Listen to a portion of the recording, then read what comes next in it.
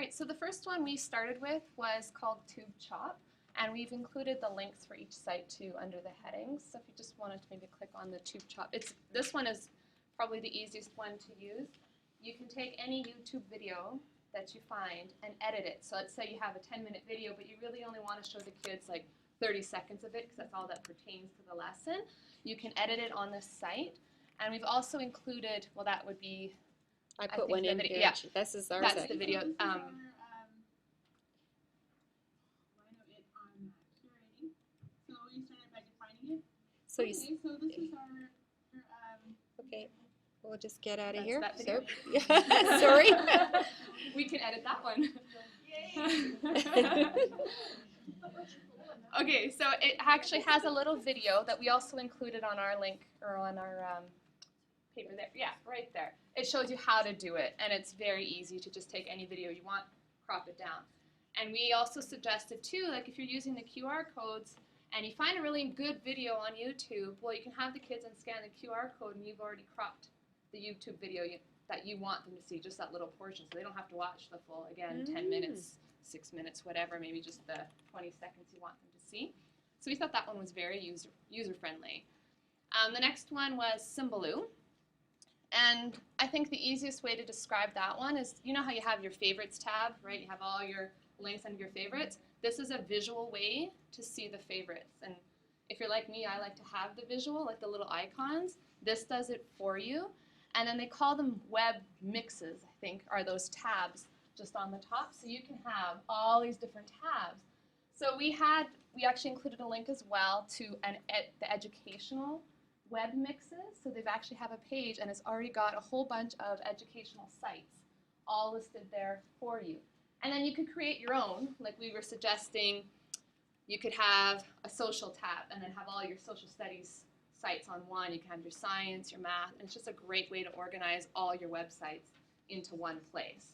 Because again, in the favorites, when you're looking at them, I find for myself, I always forget which favorites, which links I have, because you're just looking at a line of them. Here you get the visual of it.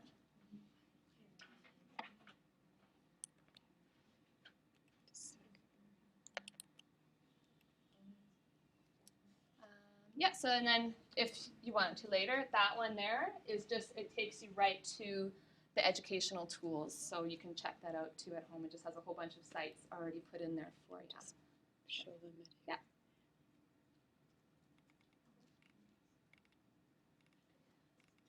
And then also, when you view one, it'll show you there at the bottom too what other people have viewed. If you viewed this one, what other ones have viewed. So there's lots in education. I think there was like 20,000 or something like that words. There was a lot.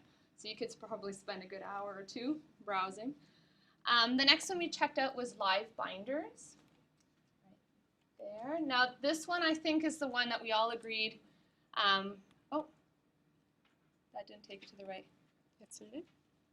That's Live Binders. Oh, okay. Yeah, we just had a different one, didn't we? With the, yeah. What if you went to learn more?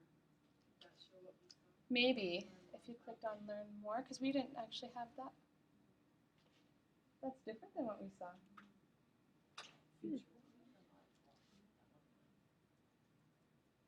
That's strange. Okay, well, I guess this isn't at all like with the site that we had seen. So I don't know if I should present on this one or. The one from that we had on your that you linked to us is the one. Yeah.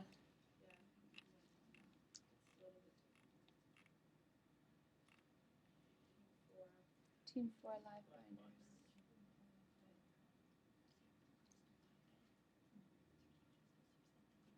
Is it a tutorial? That's the link. Well, we used the link that was on the site. Yeah, because it just came out very different than that. Okay, here we go. Yeah, this is what we saw. Okay. Okay. So we were saying that this is probably the site that we would spend a lot of time on exploring because it has all the Web 2.0 tools listed on here. It gives tutorials on how to use them, how to have the kids use them. So all these tabs, if we thought, even here, if you start with use what you've got, well, if you already have some on your computer, you're not sure how to use them, click on that. It's going to give you ideas of how to use what you have. And then here, especially, we found that one useful, the tutorials. because today we learned a lot of new terms, new software, new programs, and it has a whole bunch listed here, and you can click on them all, and it's going to help you. It shows you exactly how to use them right there. So we thought this is the one we are going to start with because it gives you ideas, curriculum transformations, everything. You're kind of one-stop shop here. So this is the one we're going to play around with the most. We So thought this the was useful. address to this, for people listening to this screencast, there it is up there at the top of the page. Okay. And then the last one we checked out was Jing. So this one you can take whatever you've got going on your screen, on your computer screen, and you can use or record a video and with yourself narrating what you see on the video, and it'll record everything that's on your computer screen. So if you move your mouse, if you're trying to explain directions, for instance, like we're doing right now, and you move your mouse to show people where you want them to click, it's recording whatever's happening on your screen. It can only record up to 5 minutes though. So it has to be a very short presentation, I guess. But yeah, it records all that. So we had an example there where one teacher had used it even to mark or grade her students' work, and she showed them, she highlighted the students' work and showed them, you know, where they might need to improve or this or that, and then the kids were able to go and watch the video of their paper being graded, which was really neat, I thought, to see. And then they also showed that the kids can record themselves as well in the classroom solving a math problem. Let's say she had them up on the board working, doing the math problem, and then later when they go home and have to do their homework, if they're unsure again of how they did it, they can watch that video back and watch themselves solving the math problem. So that was just one, the video there was just of the one teacher showing how she used it to grade. That's it. Well, that's excellent.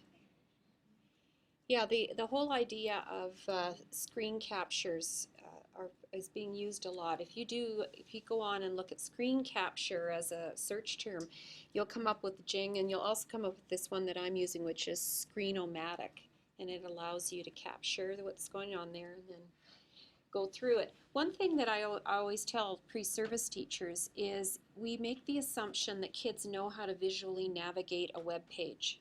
So if you are wanting the kids to really engage with the content on a certain web page, because they'll have a tendency right up to high school to go onto a web page and they just flip it around. They just, oh, there's a picture, there's a, oh, you know, they're just looking around.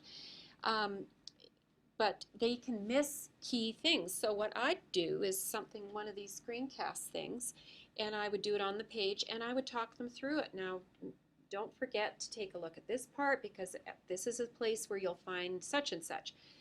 Over here, there's you know, this and that, and because kids have a tendency, and we all do, where when we read a web page, when we're reading a textbook, we're reading like this.